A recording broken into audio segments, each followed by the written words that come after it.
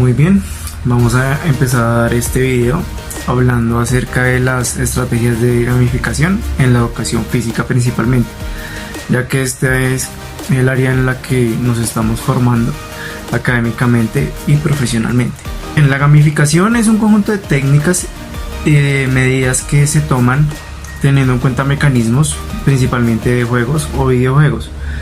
Estas se buscan implementar dentro de diferentes ramas, no solo dentro de la educación. Sin embargo, se ve en esta un gran potencial a nivel educativo, ya que esta pues facilita lo que es aspectos de motivación, dinamismo, participación, trabajo colectivo y resolución de problemas dentro del aula como tal. Y esto pues a su vez genera un aprendizaje más activo e interactivo también. Esta busca también la consecución de logros de una manera que no es tan común, es más dinámica y también abordada desde el interés que tiene el docente por aplicar ciertos contenidos de su área, como también del estudiante, bajo los logros que obtiene por medio de esta. Bien, aquí encontramos el índice, ya en este pues mostramos los contenidos que vamos a abordar. Continuamos. En principio vamos a hacer una introducción también a la gamificación, un poco hacia lo que son los elementos que con los que cuenta la gamificación. En primer lugar, tenemos uno de los más importantes, que son los componentes o representaciones gráficas. Estos son los avatares, puntos o posiciones que se encuentran dentro del juego. Estos digamos que le dan como tal la identidad al mismo y un contexto específico. En segundo lugar, tenemos las mecánicas o procesos del juego. En estas pues ya se especifican como tal las reglas o normas que se tienen dentro del juego, y también como los roles o las actividades que debe cumplir cada avatar de estos. Y por último tenemos las dinámicas o finalidades del juego, que ya es como el deseo final que se quiere obtener al utilizar o emplear como tal estos mecanismos que se han venido presentando a lo largo del desarrollo del juego y la obtención de logros. En esta pues se resalta el reconocimiento, recompensas, tiempos de valor o la obtención de logros. Perfecto, ya tenemos por otro lado lo que son las bases de una buena estrategia de gamificación. Esto es importante tenerlo claro, ya que también se debe tener un poco inmersos estos conceptos que aquí se toman. Entonces aquí estos brindan oportunidades gamificadoras en el aula de clase. En primer lugar tenemos pues los objetivos, ya que estos nos van a llevar a tener mayor claridad de lo que queremos lograr con el juego. Estos parten del objetivo tanto del juego como también los objetivos que tiene el estudiante al momento de querer jugarlo o aplicarlo dentro de su espacio de aprendizaje. Tenemos las reglas, que era lo que hablábamos anteriormente. Estas redirigen un poco la mecánica del juego y también qué limitantes se tienen a la hora de ejercer ciertas actividades. La narrativa pues ya es la historia como tal, que nos va a permitir el desenvolvimiento también dentro de unos contextos específicos en cada nivel, o digamos en una situación también específica que nos ponga el juego. También la libertad de elegir. Esta herramienta digamos que puede ser muy útil a la hora de poder potenciar la resolución de problemas y también esa capacidad de autonomía que se puede desarrollar en el estudiante. También la libertad para equivocarse, ya que digamos esto va a permitir en el estudiante que se puedan reforzar los conocimientos que anteriormente se tuvieron mal. La retroalimentación que se va a permitir también debido a estos ensayos y a los errores que se cometieron anteriormente. También pues se tienen las recompensas que se dan pues a la hora de ejecutar una tarea en el menor tiempo posible o realizarla de la manera que era adecuada. También un estatus visible, en este se debe tener en cuenta como una puntuación o un nivel de logro en el que el estudiante también identifique que está haciendo un buen trabajo por medio de ese ranking o un promedio que también sea útil para el profesor, el docente, como método de evaluación dentro del área específica que esté tratando. Tenemos también la cooperación y la competencia. En esta también se brindar espacios interactivos que permitan no solo trabajar individualmente, sino también en equipo, ya que esto va a posibilitar que su trabajo no se limite solo a las decisiones que él mismo toma, sino también teniendo en cuenta que hay otras organizaciones, otras ideas, y asimismo pues llegar a un consenso, y también de esta manera pues desarrollar competencias. La restricción de tiempo también es importante porque esta va a permitir que las habilidades se refuercen y también permita de alguna manera lograr que esos objetivos se potencien, estas competencias se potencian. Entre menos tiempo se puede incidir que la tarea se realiza con mayor eficacia y por ende pues ya está procesada de una mejor manera. También pues el progreso se debe evidenciar dentro de estas escalas, estos rankings, en donde se identifiquen las falencias que se han tenido y cómo ha mejorado el estudiante. Y por último tenemos lo que es la sorpresa. Digamos que el juego no siempre debe ser monótono, sino también debe brindar esa experiencia innovadora en cada momento y en cada desarrollo de la historia, para que de esta misma manera enganche al estudiante y no pierda el interés al momento de seguir ejecutando tareas de aprendizaje dentro de la misma aplicación. Ya en lo que es el trayectorio del jugador, establecemos 4 escalas. En la primera encontramos el descubrimiento, que es cuando el jugador conoce y se interioriza dentro del juego, las reglas, los avatares, las actividades que tiene que ejecutar, cómo se manejan los rankings y demás.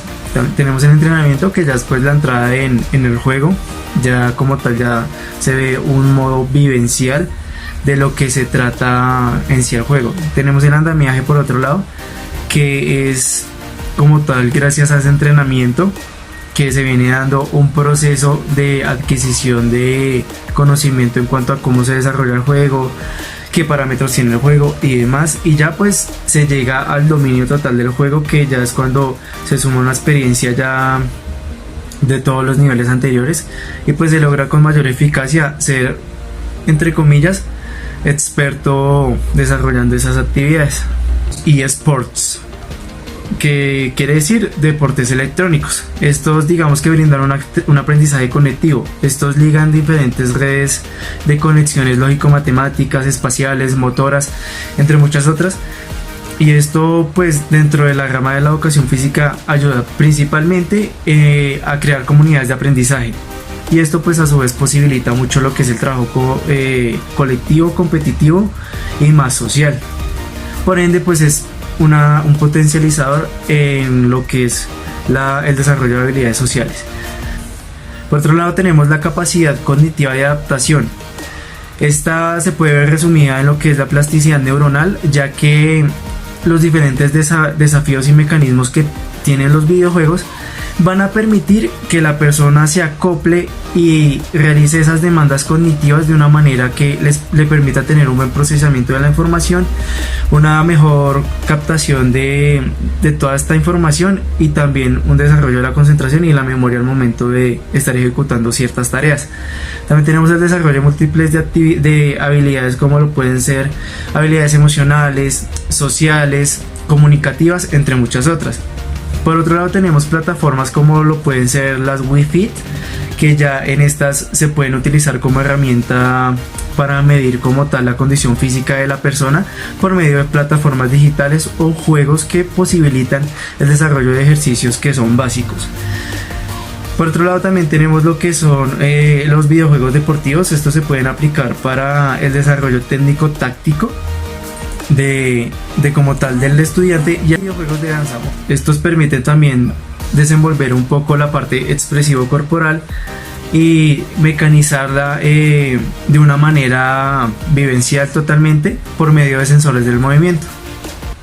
Bueno, antes de hablar sobre esta increíble estrategia gamificadora, encontramos que la acción de jugar, sí, es algo muy importante en el desarrollo del ser humano. Es algo innato del ser humano que a la hora de su ejecución ayuda a muchos aspectos del ser humano, tanto intra como interpersonales. Ayuda al desenvolvimiento del mismo en diferentes contextos sociales. De modo, pasamos a esta propuesta que fue implementada por el docente José Humberto Gómez en el año 1981, por allá en el departamento de Antioquia, en el municipio de Caldas. De esta manera, nos situamos, como ya les mencioné, en ese municipio de Caldas, en un colegio donde este profesor trae juegos tradicionales, juegos de calle, los que jugábamos nosotros de pequeños, como es la golosa, como es trompos, yoyos, muchas otras actividades que pues uno cuando las hacía uno se divertía, hacía de todo. Lo que hizo este profesor fue traer eso mismo a su aula de clases. Él en su institución entraba y veía que esos estudiantes no tenían esa motivación, no tenían como que esas ganas de hacer algo, no la tenían. Y él como que bueno, hagamos algo, implementemos esto. Gracias a eso, ya han transcurrido más de 30 a 31 años aproximadamente de que surgió esa estrategia.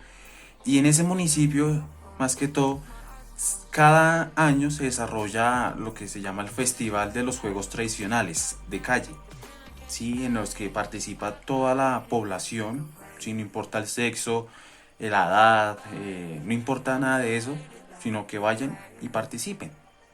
De este modo, esta actividad que se veía algo como que muy básico, se fue transformando en algo que trajo reconocimiento tanto municipalmente como nacional como internacional. Bueno, ya aquí nos encontramos con otra propuesta gamificadora, la cual son 3 herramientas para introducir el aprendizaje basado en juegos en clase. Aquí nos hablan sobre cómo utilizar también el juego de manera virtual para fomentar el aprendizaje en los estudiantes, ya sea en el aula de clases, entre otras. Aquí nos hablan sobre una metodología GBL, también llamado Game Based Learning, el cual utiliza juegos ya creados o inventados para, digamos que con el objetivo, ¿sí?, que se puedan aprender por medio de ellos. Entonces, como ustedes pueden ver, nos encontramos con la primera herramienta, la cual es un blog que se llama Eso es Jugar. Este blog está hecho por un profesor de ciencias sociales llamado Marcos Robollo, en el cual digamos que sus contenidos, todo lo que está en ese blog, son para todos los niveles educativos, ¿sí? Trae diferentes juegos, ejercicios, tableros con infografías sobre la información que está ahí. Entonces lo que hace este blog es dar temas interesantes sobre el tema pues netamente así social, ¿sí? Entonces aquí, como pueden ver, hay diferentes tipos de actividades, juegos en las que se puede interactuar. Vamos a entrar aquí en este juego que es de bingo, de puzzle, de reformas y contrarreformas, ¿sí? Otra forma de repasar el típico esquema de la tabla. Entonces vamos a ingresar y vamos a ver, digamos, cuál es este juego o esta actividad. Nos dice, tiene 5 minutos para poner en cada casilla su ficha: catolicismo, luteranismo, calvinismo y anglicanismo. Hay casillas con 2 y 3 fichas. Entonces digamos que aquí tenemos como que imprimir este formato y hacerlo como que así en físico, ¿sí? Entonces nos dice que las buenas obras no son un medio de alcanzar la salvación. Para salvarlas solo se requiere la fe. Entonces aquí podemos decir que es catolicismo. Entonces colocamos una fichita, ya, como les digo, esto ya es en físico. Entonces, como pueden ver, aquí hay muchas actividades en las que se puede interactuar, ¿sí? De esta manera el profesor nos dice que por medio de estas actividades, que por medio de este blog, pues hace que el contenido sea un poquito más atractivo y más llamativo a la hora de que los estudiantes ingresen. Y así es como esta primera herramienta ayuda mucho en esos aspectos como que muy históricos, sociales, entre otros. Bueno, ahora bien, nos encontramos aquí con la segunda herramienta, la cual proviene de un libro llamado Jugamos. del autor Inma Marín Santiago del año 2018, el cual nos propone diferentes claves que ayuden a transformar la vocación por medio del juego. El autor nos propone diferentes caminos lúdicos junto a la mano de Alicia, la personaje del libro País de las Maravillas de Lewis Carroll, que en este incluye 10 puertas en las cuales nos habla de teoría, de ejemplos, de actividades prácticas en las que el estudiante puede realizar tanto en el aula de clase como en la casa. Entonces a eso se refiere en esta segunda herramienta con este libro Jugamos. Bueno, ya en la última herramienta nos encontramos con la gamificación versus el aprendizaje basado en los juegos. Como bien sabemos, la gamificación y el aprendizaje basado en juegos tienen como ese mismo objetivo, ¿sí? Convertir al estudiante en el protagonista de su aprendizaje y el docente ser ese guía durante todo ese proceso. Ambas emplean pues la misma dinámica, que es utilizar el juego, pero de este mismo modo como que las confunden, ¿sí? Porque sí, tienen el mismo objetivo y tienen como que utilizan la misma herramienta, porque un versus.